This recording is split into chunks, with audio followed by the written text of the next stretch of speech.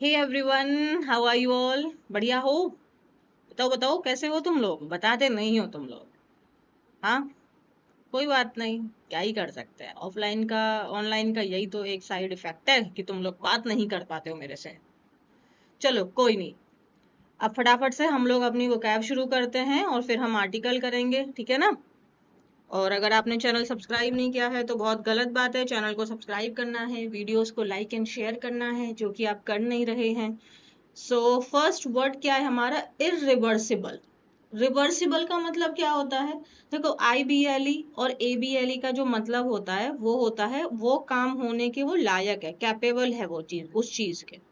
और ABLE पे शब्द अगर खत्म हो रहा है तो इसका पार्ट्स ऑफ स्पीच होता है एडजेक्टिव। तो IBLE हो ABLE हो, मीनिंग सेम है, तो पार्ट्स ऑफ स्पीच तो एडजेक्टिव है। इर का मतलब हो गया विदाउट। रिवर्स गियर हम लगाते हैं ना गाड़ी में। रिवर्स गियर लगाने का मतलब क्या है? हम गाड़ी को पीछे कर रहे हैं, राइट? तो अगर हम वो चीज रिवर्सिबल है मतलब हम उसको सेम पोजीशन पे वापस लेकर आ सकते हैं। बट अगर वो जैसे कोई चेंज है, अगर उस चेंज को हम इरिवर्सिबल चेंज के रूप में बोले, जैसे कि अगर आपने अभी मुझे याद आ रहा है, मिल्क से अगर हम कर्ड बनाते हैं तो क्या वापस हम कर्ड से मिल्क बना सकते हैं? नहीं। तो ये चेंज कैसा है? ये इरिवर्सिबल चेंज है। लेकिन अगर हम वाटर जो है आपका लिक्विड फॉर्म में, यानी वाटर से अगर हम आइस बनाते हैं तो आइस से दोबारा वाटर बन सकता है, तो ये हो गया हमारा रिवर्सिबल, हम उसको चेंज कर सकते हैं। और इरिवर्सिबल मतलब अब वो अपने ओरिजिनल पोजीशन में वापस नहीं जा सकता है।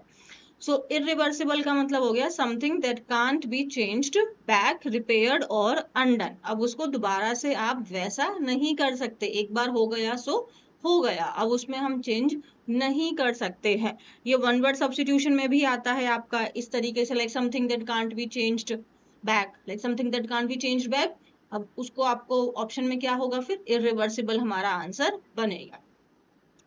सो वो उसका चेंज कैसा है? परमानेंट है। चेंज कैसा है? परमानेंट है।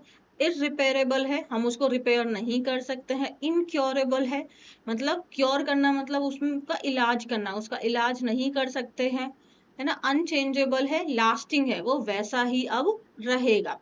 क्लाइमेट चेंज में cause irreversible harm to the environment. तो क्लाइमेट चेंज जो है वो इन्वायरमेंट को कैसा हार्म पहुंचा आपका हो सकता है? इरिवर्सिबल। मतलब फिर अब हम चाह के भी उस हार्म को वापस से सुधार नहीं सकते हैं, वो नहीं करेक्ट होगा, वो जो हो गया सो हो गया, है ना? और जैसे कि हमारी जो टंग होती है, इससे जो शब्द निकलते हैं वो भी इरिवर्सिबल होते हैं।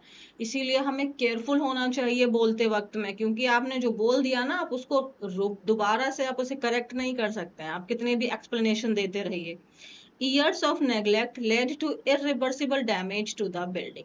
तो अगर किसी बिल्डिंग को हम लोग अगर सालों साल हम उसको नेग्लेक्ट कर दें, हम उस पर ध्यान ही ना दें, तो अब आप उसको करेक्ट नहीं करवा सकते, उसको सुधार नहीं सकते, उसको रिपेयर नहीं कर सकते, अब आपको उसको तोड़ के दोबारा से ही बनाना पड़ेगा। तो वो चेंज, वो डैमेज कैसा हो गया है? इरिवर्सिबल है। डन है, लर्न हो गया। नेक्स्ट वर्ड क्या है हमारा? स्टिग्मा। नेक्स्ट वर्ड क्या है हमारा? स्टिग्मा। स्टिग्मा का मतलब हिंदी में हम देखें तो कलंक होता है ना? आपको लर्न हो जाएगा, सिंपल है तो। स्टिग्मा मतलब कलंक। So a strong feeling of shame. Shame, शर्म ना, लोग उस चीज को शर्म की नजरों से देख रहे हैं, मतलब उसको गलत नजरों से देख रहे हैं, लोगों को लग रहा है कि ये गलत काम है।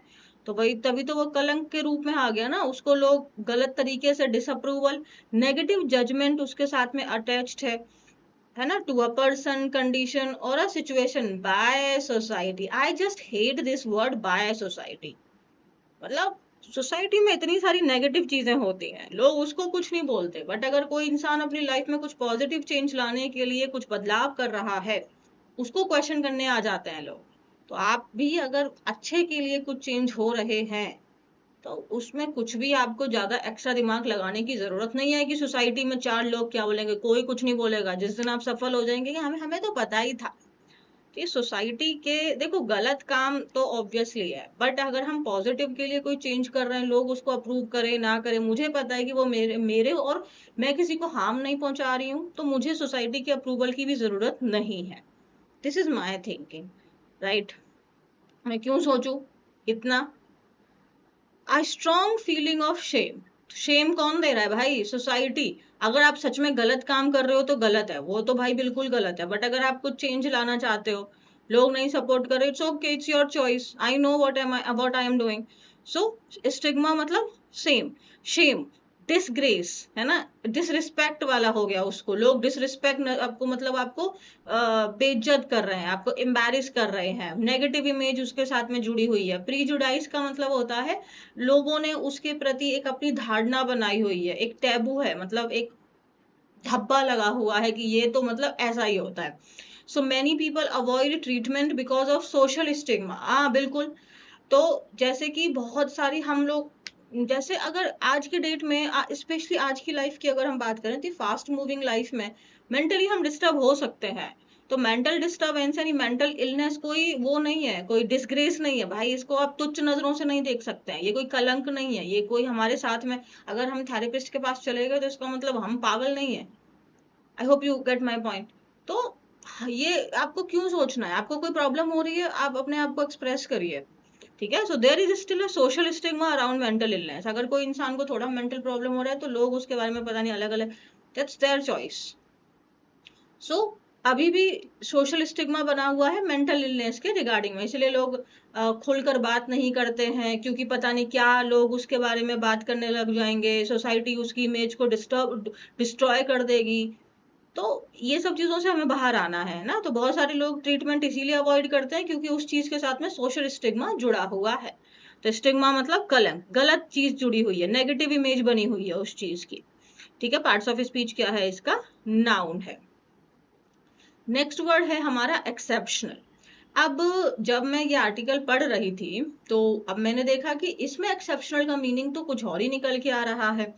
जनरली हम लोग एक्सेप्शनल का मीनिंग जानते हैं जब कोई चीज एक्सट्रीमली गुड होती है, मतलब कोई चीज बहुत ही अच्छी होती है। एक्सेप्शनल मतलब अपवाद होता है ना, एक्सेप्शन मतलब अपवाद होता है, मतलब वो एक्सेप्शनल मतलब वो चीज बहुत ही अच्छी है, आउटस्टैंडिंग है वो चीज, अमेजिंग है वो चीज, है ना, एक्स्ट्रा ऑर्डिनरी है वो चीज। तो वो चीज कैसी है? एक्सेप्शनल है। पार्ट्स ऑफ स्पीच तो एडजेक्टिव ही है दोनों ही केसेस में। सो लाइक अब जैसे मैंने बोला she is an exceptional student, वो कैसी स्टूडेंट है? एक्सेप्शनल स्टूडेंट है, मतलब आउटस्टैंडिंग है भाई, वो बहुत ही अच्छी है। His leadership skills are truly exceptional. तो जो उनकी लीडरशिप की स्किल्स है ना, वो आउटस्टैंडिंग है, वो अमेजिंग है, वो सुपर्ब है। तो ये तो समझ में आ गया आपको। अब अगर मैं आपसे ये वाले सेंटेंस पूछूं, heavy rainfall in this desert area is exceptional, इसका मीनिंग क्या निकालेंगे आप? अब इसका मीनिंग आप एक्सेप्शनल का मीनिंग निकालेंगे कि मतलब बहुत एक्स्ट्रा ऑर्डिनरी है, बहुत अमेजिंग है, आप ऐसा निकालना चाहते हैं, है ना, एक्स्ट्रा ऑर्डिनरी है इसका मतलब। बताओ यहाँ पे मीनिंग क्या हुआ? These accidents are no longer exceptional in big cities. इस एक्सेप्शनल का मतलब भी सुपर्ब हो गया, सुपर्ब है, अमेजिंग है? नहीं, इन दोनों सेंटेंस में एक्सेप्शनल का मतलब हो रहा है जैसे हैवी रेनफॉल, अगर इस डेजर्ट एरिया में, मतलब इस रेगिस्तान में बहुत ज्यादा बारिश हो रही है ना, तो ये एक एक्सेप्शनल केस है। एक्सेप्शनल केस का मतलब ये एक यूनिक है, ये रेयर चीज है, मतलब ऐसा नॉर्मली नहीं होता है। तो ये चीज अनयूजुअल है, ये चीज रेयर है, ठीक है। अब यहाँ पे these accidents are no longer exceptional in big cities, मतलब ये कोई अब बड़ी बात नहीं रह गई है, ये कोई अब अनकॉमन बात नहीं रह गई है, ये नॉर्मल बात है, ये है ना, टिपिकल बात है ये तो। अब तो नो लॉन्गर एक्सेप्शन मतलब अब ये चीज नॉर्मल हो चुकी है, ये चीज यूजुअल हो चुकी है। ऐसा तो मतलब अगर आप मुंबई में हो तो आप सेलिब्रिटीज को नॉर्मली आप देख सकते हो, तो ये नो लॉन्गर एक्सेप्शनल कोई बड़ी बात नहीं है, ये नॉर्मल बात है, ये जनरल है, ये वहां पे यूनिक यूनिक नहीं है, ये चीज है, ठीक है।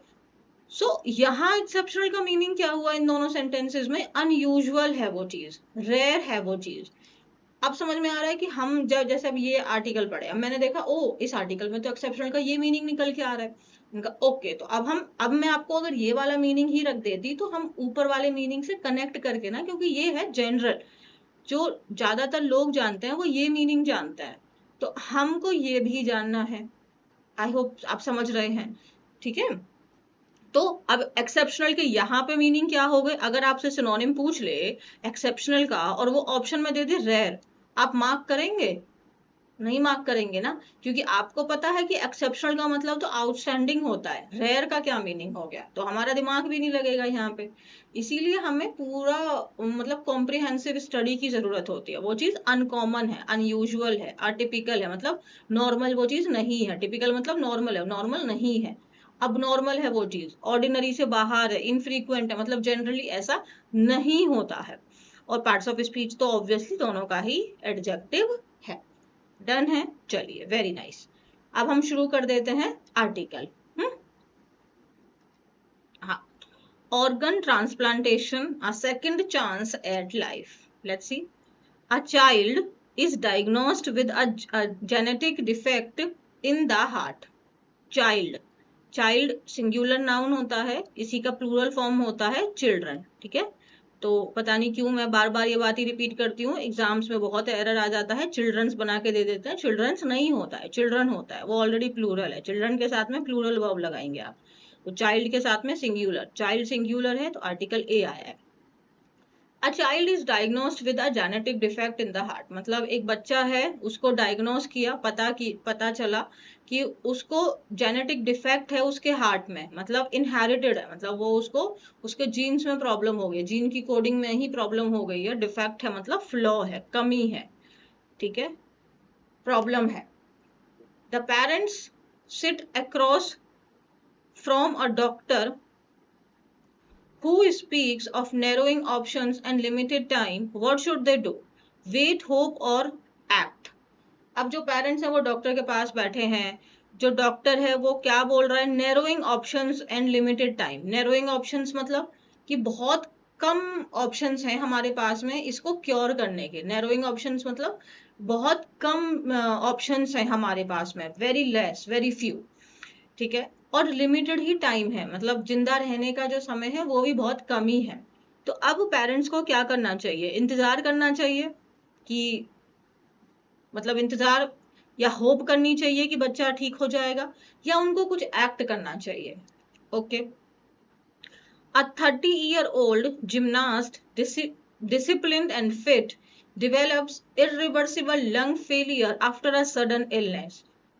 What fault is this? A 30-year-old gymnast, मतलब एक 30 साल का जिमनास्ट है, मतलब वो कंप्लीटली डिसिप्लिन्ड और फिट है। जिमनास्ट मतलब वो ऑलरेडी वो फिजिकली फिट है, लेकिन उनको इरिवर्सिबल लंग फेलियर हो गया, मतलब लंग फेलियर भाई अब उसको क्योर नहीं किया जा सकता, इनक्योरेबल है। यहाँ पे इरिवर्सिबल मतलब हुआ इनक्योरेबल, है ना, एक बीमारी हुई और उससे उनका लंग फेलियर हो गया और वो इनक्योरेबल है। अब वो इसमें गलती किसकी है? वैसे यहाँ पे हुज फॉल्ट होना चाहिए था, हुज फॉल्ट इज दिस, ठीक है। नहीं, व्हाट फॉल्ट इज हिज, हाँ ये ठीक है, हुज फॉल्ट, हाँ ठीक है ठीक है, व्हाट फॉल्ट इज हिज मतलब उनकी क्या गलती है। व्हाट फॉल्ट इज हिज का मतलब मैंने ये हिज नहीं देखा, व्हाट फॉल्ट इज हिज का मतलब उसमें इनकी क्या गलती है, क्योंकि डिसिप्लिन्ड है, फिट है, वही तो हमको चाहिए हेल्दी बॉडी के लिए। फिर उसके बाद भी एक बीमारी हुई और इनक्योरेबल आपका लंग फेलियर हो गया, तो इसमें इनकी क्या गलती है? व्हाट फॉल्ट इज दिस, क्या गलती है यहाँ पे इनकी? हुज का मतलब किसकी गलती, हुज नहीं आएगा, व्हाट ही सही है यहाँ पे। आर्टिकल किसके लिए आया है? जिमनास्ट के लिए। अब ये कॉमा कॉमा लगा के क्यों लगाया हुआ था? क्योंकि एडिशनल इंफॉर्मेशन दे रहा था। जिमनास्ट हमारा सिंगुलर सब्जेक्ट है, वर्ब यहाँ पे हमारी सिंगुलर वर्ब हो गई। A young father with 2 small children and a non-earning spouse is told that diabetes has led to kidney failure. What does he do? Resign himself to dying, fight for time. Okay. अब एक और case दिया है कि young father हैं, उनके 2 छोटे छोटे बच्चे हैं और उनकी जो वाइफ है, स्पाउस का मतलब यहाँ पे उनकी वाइफ से हो गया, तो स्पाउस का मतलब होता है हस्बैंड एंड वाइफ। तो अगर ऑलरेडी यहाँ पे फादर मेंशन है यानी मेल मेंशन है, तो यहाँ पे ये फीमेल यानी कि उनकी वाइफ की बात हो रही है। और उनकी जो वाइफ है वो नॉन अर्निंग है, वो भी पैसे नहीं कमाती है। अब उनको बोला गया कि डायबिटीज की वजह से उनकी किडनी फेलियर हो गई है, तो अब उनको क्या करना चाहिए? Resign himself to dying. Resign himself का मतलब होता है उस चीज को आपने एक्सेप्ट कर लिया है, आपने गिव अप कर दिया है। रिजाइन हिमसेल्फ, रिजाइन हिमसेल्फ का मतलब यहाँ पे आपका वो आ जाता है, क्या बोलते हैं, रिफ्लेक्सिव प्रोनाउन आ जाता है।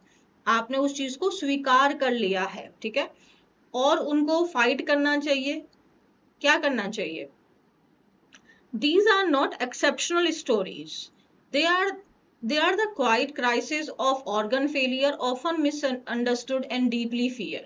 तो ये जो हमने कुछ स्टोरीज देखी हैं, ये कोई एक्सेप्शनल स्टोरीज नहीं है। अच्छा, अगर सपोज कि अब इस सेंटेंस में ये वाला पार्ट दे देता, बस इतना सा दे देता और यहाँ पे एक्सेप्शनल को हाईलाइट कर देता और आपको बोल देता कि इसका बताइए, तो अब हम, क्योंकि अगर यहाँ पे आउटस्टैंडिंग होता, यहाँ पे रेयर भी होता, तो ऑब्वियसली हम कंफ्यूज हो जाते हैं ना, क्योंकि यहाँ पे मेंशन नहीं है ना, these are not exceptional stories का मतलब भाई वो बहुत स्टोरी कोई बहुत ज्यादा खास भी नहीं है, वो नॉर्मल सी स्टोरी है, तो हम उसको नॉर्मल भी तो कंसिडर कर सकते थे। और अगर फिर अब आप सोचोगे कि मैम हम कैसे मान के चलें कि यहाँ पे रेयर है, देखो या तो रेयर ऑप्शन ही दिया हुआ है, एक्स्ट्रा ऑर्डिनरी वाला ऑप्शन है ही नहीं, बाकी कोई और ऑप्शन है, तो आप समझ जाओगे कि हाँ एक्सेप्शनल का मतलब भी रेयर भी होता है, तो रेयर स्टोरी मतलब बन जाएगा कि ये कोई रेयर स्टोरीज नहीं है, ये नॉर्मल स्टोरीज है ये। एक्सेप्शनल का मतलब आउटस्टैंडिंग, ठीक है। तो बट अगर दोनों ऑप्शन दिए हैं तो फिर वो कुछ आगे पीछे बताएगा, आपको कुछ बताएगा जिसकी आपको हेल्प के थ्रू पता चलेगा कि ओके यहाँ पे एक्सेप्शनल का ये मीनिंग है। सो वो they are the quiet crisis, ये आम नॉर्मल सी बातें हैं ऑर्गन फेलियर की, जिनको ऑफन मिसअंडरस्टूड किया जाता है। अक्सर, ऑफन मीन्स अक्सर, उसको मिसअंडरस्टूड मतलब गलत तरीके से समझा जाता है, और लोग इस चीज को लेके डीपली फियर्ड, मतलब देखो डर वाली बात तो हो जाती है, बात करना अलग है, मैं आपको बहुत कुछ बोलूं, बट अगर भगवान ना करे कभी भी ऐसा हो किसी को भी, बट अगर लाइफ में बहुत प्रॉब्लम तो आ जाती है, मतलब डर तो वही लिटरल है। हाँ, बट अवेयर होंगे अगर हम, तो उस प्रॉब्लम को हम थोड़ा वो कर सकते हैं ना, ठीक कर सकते हैं। कैसे? जैसे यहाँ पे ऑर्गन फेलियर की बात हो रही है, तो ऑर्गन फेलियर के रिलेटेड हम कैसे, हम उस चीज को क्या हमारा दिमाग फंक्शन करना चाहिए। At the center of this fear lies a misconception that transplantation is a desperate gamble and that life after it is reduced and deceased. अब देखो, अगर लंग आपका फेलियर हो गया है, तो अब इस चीज को लेके आपका जो उन्होंने बोला कि यहाँ पे क्या करना पड़ेगा, आपको ट्रांसप्लांटेशन करना पड़ेगा। तो ट्रांसप्लांटेशन को लेके जो मिसकंसेप्शन है, कंसेप्शन का मतलब होता है आपकी धारणा, मिस मतलब गलत, तो मिसकंसेप्शन मतलब गलत जो धारणा है, जो हमारा रॉन्ग पॉइंट ऑफ व्यू है। कंसेप्शन का आपका वो बन जाएगा पॉइंट ऑफ व्यू, आपका जो देखने का नजरिया है वो चीज को, वो कैसा है, गलत है, हम उस चीज को लेके हमने गलत ही परसेप्शन बनाया हुआ है। वो ये है कि जो ट्रांसप्लांटेशन है, लोग ऐसे देखते हैं कि ये एक डेस्परेट गैम्बल है। गैम्बल का मतलब हिंदी में जैसे जुआ होता है, या आप कोई ऐसा काम कर रहे हैं जो बहुत रिस्की है, यानी to take a risky chance. ये मतलब ट्रांसप्लांटेशन जो है वो एक गैम्बल है, कि ये हम एक रिस्की चांस ले रहे हैं, अनसर्टिनिटी बहुत ज्यादा है कि, और वो ये है कि भाई लाइफ, और अगर मान लो वो सक्सेसफुल हो भी गया, पहले लोगों को लगता है कि ये गैम्बल है, मतलब पता नहीं होगा भी कि सक्सेसफुल होगा भी कि नहीं होगा ट्रांसप्लांटेशन, उसके बाद अगर सक्सेसफुल हो भी गया तो लाइफ जो है, मतलब जो एज है वो कम हो जाएगी, और बीमारियां रहेंगी ही रहेंगी व्यक्ति को, ये मिसकंसेप्शन है। जो ट्रुथ है वो इन सब से बहुत ज्यादा होपफुल है ना, वो इन सब से ज्यादा बहुत ऑप्टिमिस्टिक है, बहुत अच्छा है। Okay, organ transplantation is one of modern medicine's most life changing interventions. So जो organ transplantation है, ये modern medicine का मोस्ट मतलब सबसे ज्यादा लाइफ चेंजिंग क्या है, ट्रीटमेंट है, प्रोसीजर है, क्योंकि ये रिस्टोर करता है लाइफ को, instead of only keeping a sick person alive longer, क्योंकि ये एक आपको नई जिंदगी दे रहा है। अब उस जो ऑर्गन जो फेल हो गया था वो तो रिप्लेस कर दिया नए वाले हेल्दी ऑर्गन के साथ में, तो अब वो पर्सन अगर जिंदा भी है तो वो सिक पर्सन जो है वो जिंदा है, बट वो बीमारियां तो उससे लगी हुई हैं। तो ऑर्गन ट्रांसप्लांटेशन सक्सेसफुली हो गया, तो मतलब अब बंदा, उसकी लाइफ वापस आ चुकी है, ये मतलब है यहाँ पे। सो ऑर्गन ट्रांसप्लांटेशन जो है, ट्रांसप्लांटेशन सब्जेक्ट हो गया, यहाँ पे इसका इज वर्ब हो गई।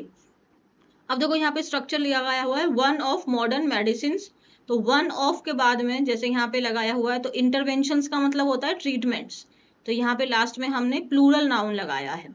So one of modern medicine most life changing intervention है ये। तो like she is one of the most intelligent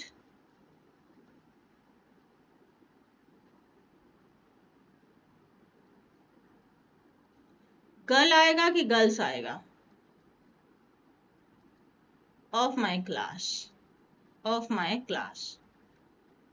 यहाँ पे गर्ल आएगा कि गर्ल्स आएगा, बता देना।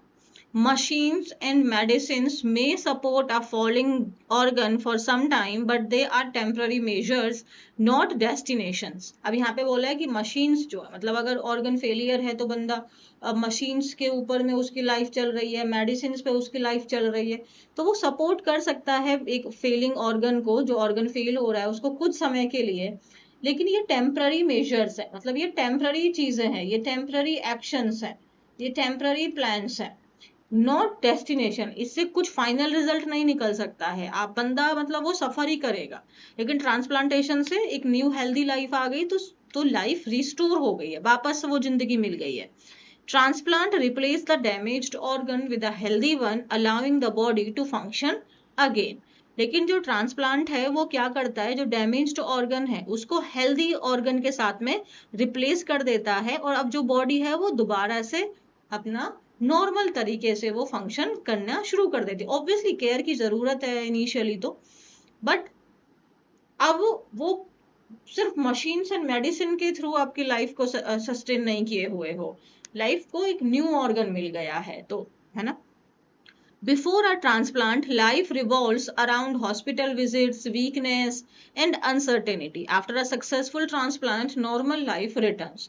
तो यहाँ पे ना मतलब ये ऑर्गन ट्रांसप्लांटेशन को लेके अगर आप देखेंगे तो ये एक अवेयरनेस की तरह है, ये जो आर्टिकल है, कि जो ऑर्गन ट्रांसप्लांटेशन है वो एक मतलब क्या बोला है, आपका लाइफ चेंजिंग इंटरवेंशन है मॉडर्न मेडिसिन का, तो इसको लोग एक्सेप्ट करें, right.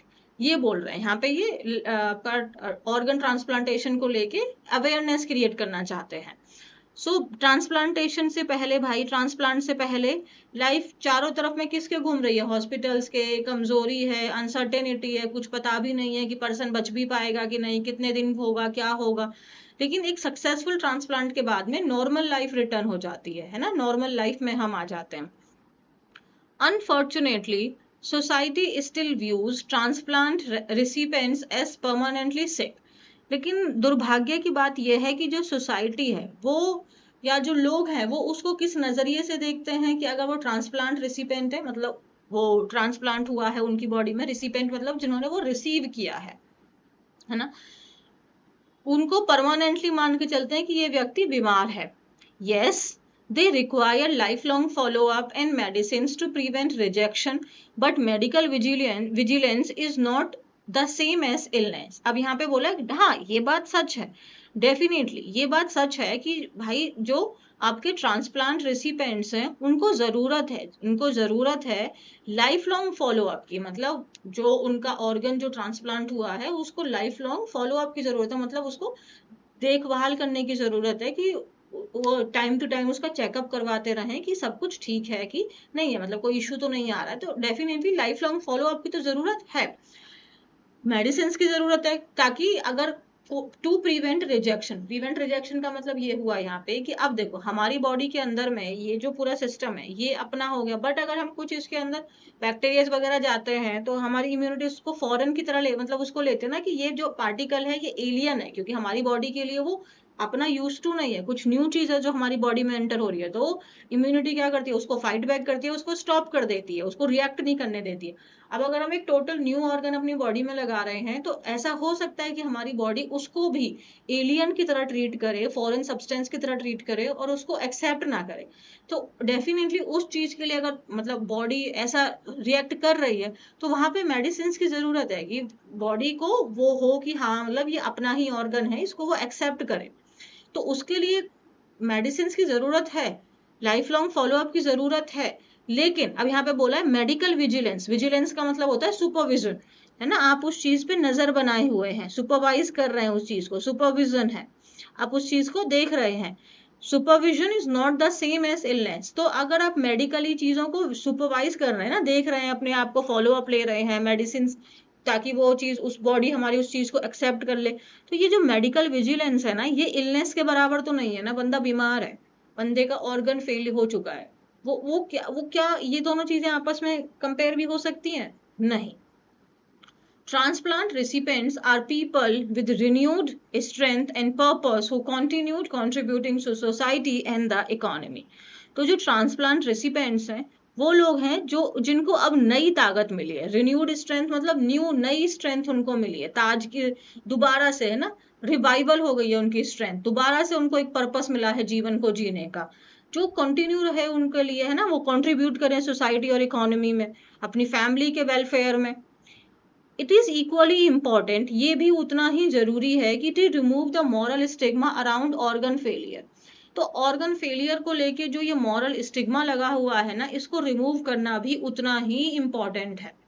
Not all organ failure results from lifestyle choice. और ऐसा नहीं है कि अगर किसी पर्सन की किडनी फंक्शन मतलब उनकी फेल हो गई है तो मतलब उनकी ही मिस्टेक है. अभी हमने इसीलिए देखा था ना, वो यहाँ पे इस लाइन, ये लाइन किसको सपोर्ट कर रही है, जो अभी हमने स्टार्टिंग में पढ़ा था कि एक बच्चा है उसके जेनेटिक डिफेक्ट हो गया हार्ट में, एक आपका एथलीट जिम्नास्ट था उसको किडनी फेलियर हो गया, तो जिम्नास्ट और डिसिप्लिन्ड एंड फिट थे.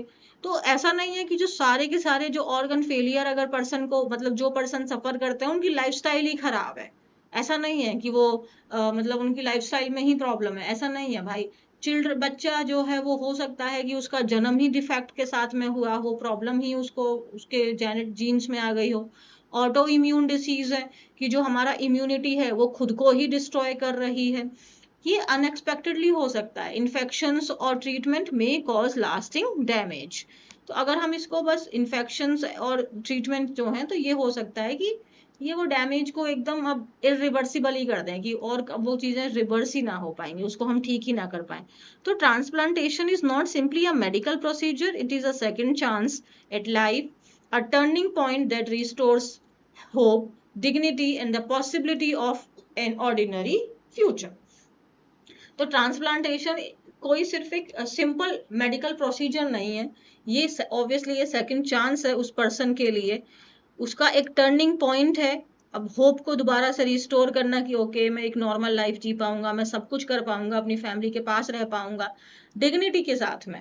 डिग्निटी के साथ में क्यों? क्योंकि देखो जब पर्सन बीमार रहता है ना तो कहीं कहीं ना कहीं उसकी फैमिली भी परेशान हो जाती है ना चाहते हुए भी, क्योंकि वो फाइनेंशियली नहीं है ना. आप डॉक्टर के अगर आप हॉस्पिटल बार बार विजिट करते रहोगे तो लाइफ ऑटोमेटिकली वहां पे फिनिश हो जाती है.